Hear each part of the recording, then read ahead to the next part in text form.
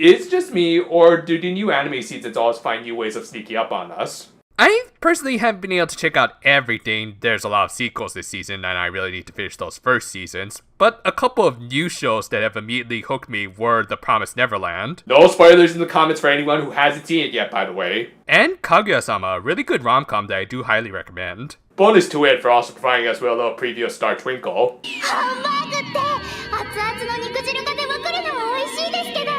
What are you guys watching this season? Feel free to comment below. Though, ironically with this show, we can't concentrate on the future just yet, as we are now entering into the final 3.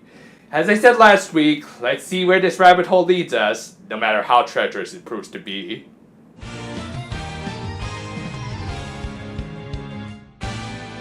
Continuing where we left off last week, Hagutan had been captured by Georgie Boy, which is already off-putting enough, but the Precure also had to deal with the final 2 generals of Karasu.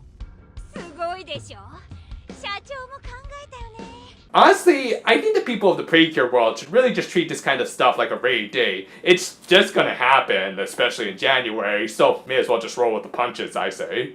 They engaged the two in an intense battle. What's in that running animation?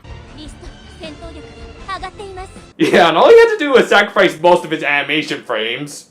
Alright, to be fair, the rest of this fight is not that badly animated, but they do also kind of cut corners with some reused animation. Eventually, the Precure got some backup from their former enemies who were now living off of welfare. They held up surprisingly well against their former colleagues and the Moshimaida. Though, quick question here, where are they getting their powers from?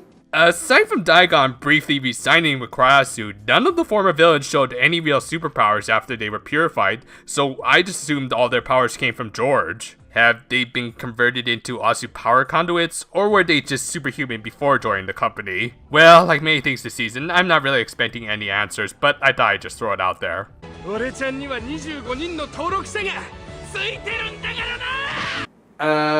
Good for you, Charlie.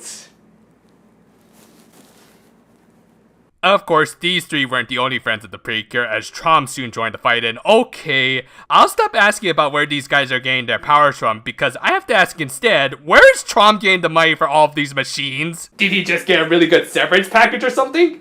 Because if that's the case, then at least Georgie Boy's not running a sweatshop.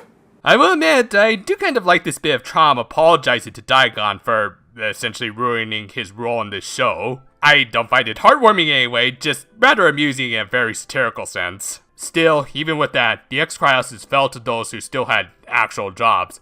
Is this possibly a commentary of some sort? Well, anyway, Harry stepped in and undid his change, releasing his beast form. He did this in order to reach Risto by pointing out how he's been changed in ways that can never be undone, but he was still willing to face the future just as long as he had his friend by his side. And somehow this worked, even though we established previously that Risto went through a process that killed off most of his emotions and memories, and yet he was brought back even easier than Ruru. Yeah, needless to say, I kinda sided with what Bishin had to say about all of this.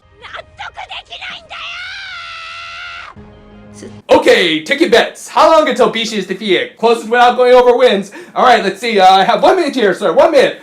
2 minutes here, sir. Okay, 2 minutes. 3 minutes? 3 minutes, sir. Okay. 4 minutes? Oh, I see we have a big risk taker in the house here, folks. Okay, all bets are in. All bets are in. Alright, the final number is...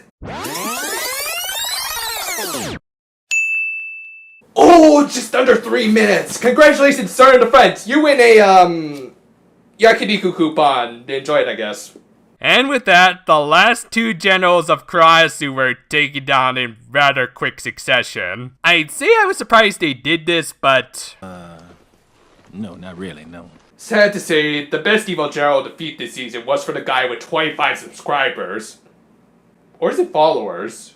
And with the arrival of one last trio of unemployed stooges, the Precure made their way to Karasu HQ. Okay, this should be interesting to see them infiltrate the HQ of the final boss of the season, or they could just warp inside George's trippy alternate dimension after the commercials. And as the topper, Georgie Boy appeared to do what he does best. Talk. Oh goody, I was just thinking we hadn't got enough of this guy and his emo poems. He trapped Hana in a Toge-powered cage and almost turned the show into a late-night anime. The excessively long torture scene certainly didn't help matters. Luckily, like most things in this episode, our protagonist just mounted a sudden counterattack and freed their leader before she submitted to the villain. However, this exhausted the team, allowing George to just send them away. I'll talk about this in just a minute. Thus, the episode ended with Hana and George alone in a field of flowers, representing eternity.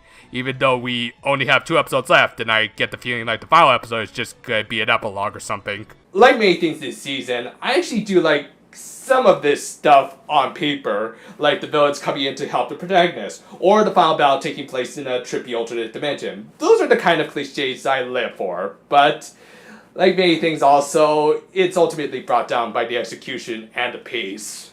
Let's get my biggest problem with this episode out of the way, as it actually kind of relates to all my other problems with it. The final battle of this season is going to be soloed by Hana. While I do like Hana, in spite of all the needless junk they try to pile onto her character, I generally don't like it when in a superhero team show like Precure or Super Sentai, the leader defeats the final boss alone. It demeans the value of having a team of heroes when as much as 80% of it is just getting jobbed out. Now of course, there are workarounds, most notably if you have the rest of the team doing something else of significance. But of course, that wasn't an option here, which leads into my next point. Even though this final battle only started in the last episode, the Precure have already achieved 3 major victories. They won over Risto, they won over Bishin, and they have already reached the final boss. I really do think Bishin best exemplified this episode, not through his story arc or anything, but rather just for how bipolar it all felt. The protagonists are down 1 minute, then they have a sudden heroic comeback, down again, heroic comeback, down, comeback. The suspense is terrible. He's gonna go this time. I hope it'll last. If they were going to have Hana solo fight George anyway, then why not just have her go alone while her friends held off the final generals on the beach? Not only would it literally space things out better, but it would add to the tension which this final battle is lacking severely. Which again is a shame because I do like some of this setup.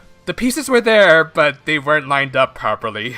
I will say, I was kind of expecting to be let down by the fights with the remaining generals, but not this as a final fight. I'm not upset, I'm just disappointed. I'm just about halfway done with part 1 of my Doki Doki Precure review, so I hope to get it out in the next couple of weeks. And unlike my previous series reviews, I'm going to try to divide this up into 4 parts instead of 3, as some have been complaining about the lengths of these videos. It also lightens my workload, which is a definite plus. We'll see how it turns out, hopefully for the better. And until then though, farewell for now my friends, and... Wait. Oh shoot, was my bus pass stuck to the back of that coupon? Sir, hold on!